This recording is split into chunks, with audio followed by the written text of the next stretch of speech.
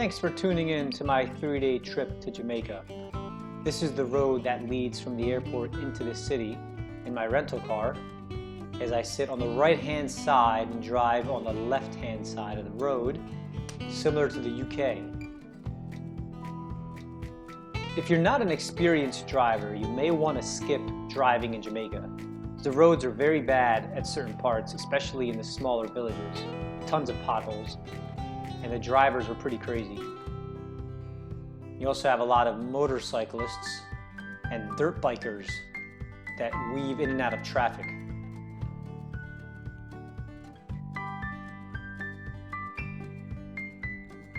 My first stop in Jamaica was a city park near Kingston that opened in 2002 to commemorate the Independence Day and the end of slavery in Jamaica. This park has fountains, art, and holiday decorations as I was here in December. Jamaica is considered to have one of the slowest and most unstable economies in the world, with about 15% of the country's population that don't have access to a decent way of survival. Families and communities work together to provide food, shelter, and build better roads for their families. On my first full day in Jamaica, I set out early in the morning in pursuit of the Blue Mountain Peak, which is the highest summit in Jamaica. My very welcoming Rastafari Airbnb host decided to join me on my journey, as he's never been to the Blue Mountains, nor has he ever been hiking.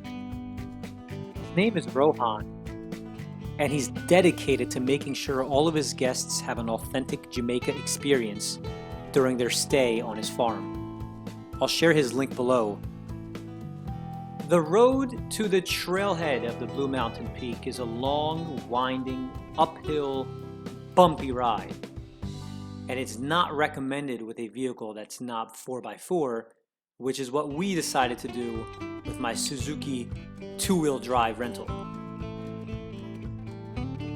This road gets bumpier and more narrow as you get close to the trailhead, and you'll have to be especially careful when passing other vehicles.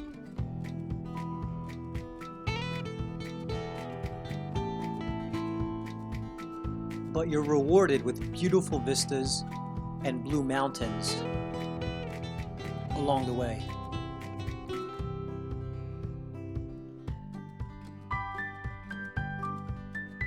Eventually, we reached a point where two-wheel drive vehicles could no longer handle the conditions of the road.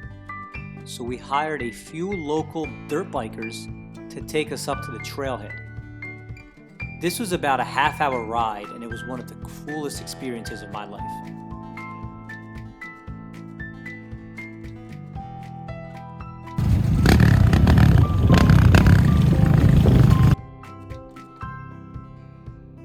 We finally arrived to the beautiful trailhead and trekked 5 miles up through rain, wind, and cold weathers to reach the Blue Mountain summit.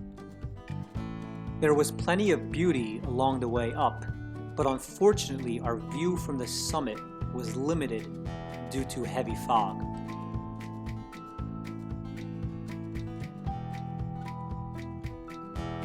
We started making our way back to the dirt bikes a few hours before sunset. By the time we made it to the car, it was pitch black, forcing us to make that terrifying drive back to somewhat decent roads in the dark. On my last day in Jamaica, I spent some time in downtown Kingston, the capital of Jamaica, to get a feel for the local vibe of the community. I walked the streets and visited some local stores, along with the Bob Marley House/museum, which happened to be closed on the one day I was there.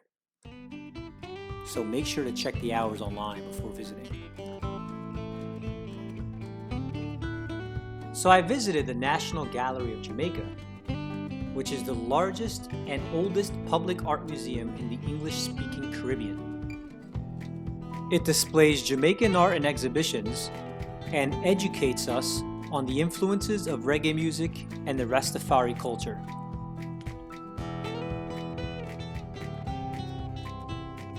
My number one takeaway is that 3 days is simply not enough time to explore Jamaica. I didn't get a chance to go to Montego Bay, which is the more popular tourist destination, which is on the other side of the island.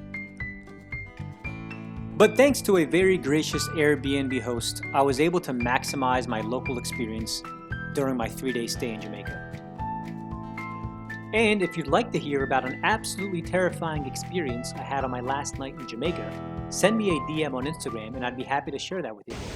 Greetings, thank you so much for watching my video. I'm leaving Jamaica tonight. It's been real. The mountains here are absolutely beautiful. The people here are amazing. The food, just make sure to bring some American currency with you so you can exchange it for local Jamaican dollars. And if you do plan on driving, just make sure you use every precaution necessary. It can get pretty rough out there. But overall, Jamaica is a beautiful country and I definitely plan to come back. Cheers. I'll see you guys on the next journey.